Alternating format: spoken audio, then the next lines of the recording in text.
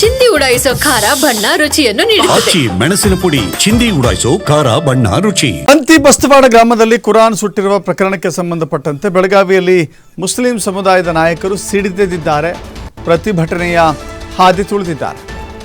ಕುರಾನ್ ಸುಟ್ರು ಎನ್ನುವ ಕಾರಣಕ್ಕಾಗಿ ಪ್ರತಿಭಟನೆಯ ಹಾದಿಯನ್ನು ತುಳಿದಿದ್ದಾರೆ ಮುಸ್ಲಿಂ ಸಮುದಾಯ. ಮುಸ್ಲಿಂ ಸಮುದಾಯದ ಮುಖಂಡರು ಕೈಗೆ ಕಪ್ಪು ಪಟ್ಟಿಯನ್ನು ಕಟ್ಟಿಕೊಂಡು ಬೃಹತ್ ಪ್ರತಿಭಟನೆಯನ್ನು ಮಾಡ್ತಾ ಇದ್ದಾರೆ. ಚೆನ್ನಮ್ಮ ವೃತ್ತದವರೆಗೂ ಬೆಳಗಾವಿಯಲ್ಲಿ ಪ್ರತಿಭಟನಾ ರ್ಯಾಲಿ ನಡೀತಾ ಇದೆ.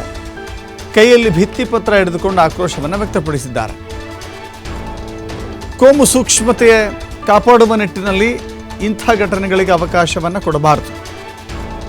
ಒಂದು ಸಣ್ಣ ಕೋಮು ಸಂಘರ್ಷದ ಪ್ರಚೋದನೆ, ಒಂದು ಸಣ್ಣ ಕೋಮು ಸಂಘರ್ಷದ ಕಿಡಿ ಎಂತಹ ನಾಡನ್ನಾದರೂ ಸುಡಬಹುದು ಅನ್ನೋದಕ್ಕೆ ನಮ್ಮ ರಾಜ್ಯದಲ್ಲಿ ಇತಿಹಾಸಗಳು ಇದ್ದಾವೆ. ನಮ್ಮ ರಾಜ್ಯದಲ್ಲೇ ನಡೆದಿರುವಂಥ ಘಟನೆಗಳಿದ್ದಾವೆ.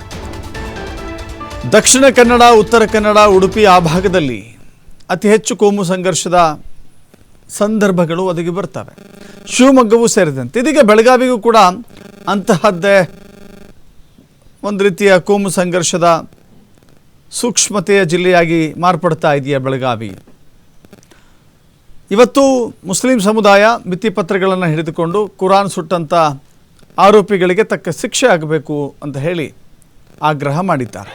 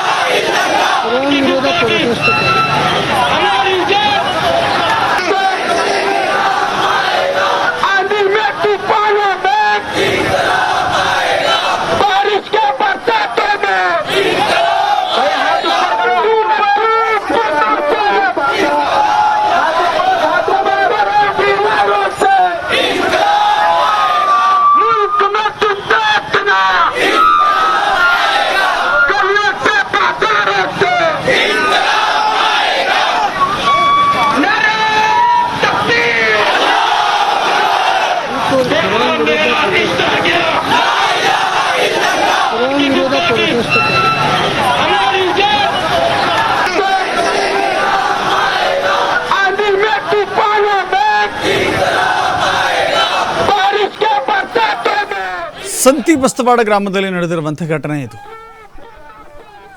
ಒಬ್ಬ ಯುವಕ ಯುವತಿಯ ಪ್ರಕರಣ ಅದು ಎಲ್ಲಿವರೆಗೆ ಬಂದು ನಿಂತ್ಕೊಂಡಿದೆ ಅಂತ ಹೇಳಿದ್ರೆ, ಅಲ್ಲಿನ ಮಸೀದಿಯ ಅಥವಾ ದರ್ಗಾದ ಕೆಲವಷ್ಟು ಗೋಪುರಗಳನ್ನು ಕೂಡ ನಾಶಗೊಳಿಸಲಾಗಿದೆ, ಕುರಾನ್ ಸುಡಲಾಗಿದೆ. ಯಾವುದೇ ಸಮುದಾಯ ಆಗಲಿ ಅವರ ಧಾರ್ಮಿಕ ಭಾವನೆಗಳಿಗೆ ಧಕ್ಕೆ ತರುವಂಥ ಅವಕಾಶ ನಮ್ಮ ಕಾನೂನಿನ ಅಡಿಯಲ್ಲಿ ಇಲ್ಲ.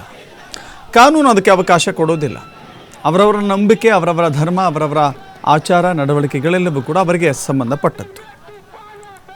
ಬೇರೆ ಧರ್ಮದ ಆಚರಣೆಗಳಿಗೆ ಧರ್ಮ ಸಹಿಷ್ಣುತೆಯ ರಾಷ್ಟ್ರವಾಗಿ ನಮ್ಮ ದೇಶ ಉದಾಹರಣೆಯಾಗಿ ನಿಂತ್ಕೊಂಡಿದೆ. ಧರ್ಮ ಸಹಿಷ್ಣುತೆ ಇದೆ ನಮ್ಮಲ್ಲಿ.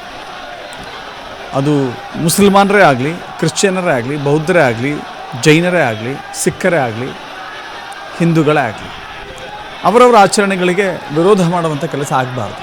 ಇಲ್ಲಿ ಒಂದು ಸಣ್ಣ ಘಟನೆ ಧಾರ್ಮಿಕ ಸಂಘರ್ಷದ ಹಾದಿಗೆ ತಂದು ನಿಲ್ಲಿಸಿದೆಯಾ ಅನ್ನುವ ಅನುಮಾನಗಳು ಕಾಡ್ತಾ ಇದ್ದಾವೆ. ಮತ್ತಷ್ಟು ಮಾಹಿತಿ ನಮ್ಮ ಪ್ರತಿನಿಧಿ ಶ್ರೀಧರ್ ನೀಡ್ತಾರೆ. ಶ್ರೀಧರ್, ಈಗ ಆರೋಪಿಗಳನ್ನು ಬಂಧಿಸಬೇಕು, ಅವರಿಗೆ ತಕ್ಕ ಶಿಕ್ಷೆ ಕೊಡಬೇಕು. ಇದರ ಜೊತೆಗೆ ಒಂದು ಸಣ್ಣ ಘಟನೆ ಒಂದು ಧರ್ಮದ ಸಂಘರ್ಷಕ್ಕೆ ತಂದು ನಿಲ್ಲಿಸ್ಬಿಡ್ತಾ ಅನ್ನುವ ಪ್ರಶ್ನೆ ಕೂಡ ಇಲ್ಲಿ ಉದ್ಭವ ಆಗುತ್ತೆ. ಖಂಡಿತವಾಗಿಯೂ ಬೆಳಗಾವಿ ತಾಲೂಕಿನ ಮಸೀದಿಗಳಿಂದ ಹೊರಗಡೆ ತಂದು ಸುಟ್ಟು ಹಾಕಿದಂತ ಪ್ರಕರಣವನ್ನು ಖಂಡಿಸಿ ಈಗ ಬೆಳಗಾವಿ ಚೆನ್ನಮ್ಮ ವೃತ್ತದಲ್ಲಿ ಮುಸ್ಲಿಂ ಸಮುದಾಯದ ಜನರು ಒಂದು ಪ್ರತಿಭಟನೆ ನಡೆಸ್ತಾ ಇದ್ದಾರೆ.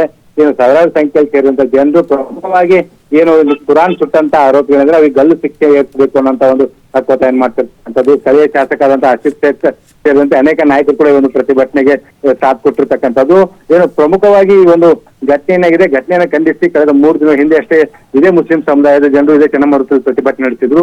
3 ದಿನಗಳ ಒಳಗಾಗಿ ಆರೋಪಿನ ಅರೆಸ್ಟ್ ಮಾಡ್ತಿದ್ರು, ನಾವು ಮತ್ತೆ ಪ್ರತಿಭಟನೆ ಮಾಡ್ತೀವಿ ಅನ್ನುವಂತ ಒಂದು ಎಚ್ಚರಿಕೆಯನ್ನು ಕೊಟ್ಟಿದ್ದಾರೆ. ಅದೇ ರೀತಿ ಇವತ್ತು ಮತ್ತೊಮ್ಮೆ ಪ್ರತಿಭಟನೆ ಇರ್ತಕ್ಕಂಥದ್ದು. ರೀತಿ ಆರೋಪಿನ ಅರೆಸ್ಟ್ ಮಾಡಿಲ್ಲ. ಅದೇ ಆರೋಪಿ ಓಕೆ. ಯಾಕಂದ್ರೆ ಆ ಕುರಾನ್ ಏನು ಸುಟ್ಟು ಹಾಕಲಾಗಿದೆ, ಆ ಕುರಾನ್ ಸುಟ್ಟ ಘಟನೆ ಆದಂತ ಸಂದರ್ಭದಲ್ಲಿ ಇದ್ದಂತ ಅಕ್ಕಪಕ್ಕದಲ್ಲಿ ಇದ್ದಂತ CC ಕ್ಯಾಮೆರಾಗಳೆಲ್ಲವೂ ಕೂಡ ಬಂದಾಗಿದ್ವು ಮತ್ತು ಅನೇಕ okay. Yes, thank you Sridhar.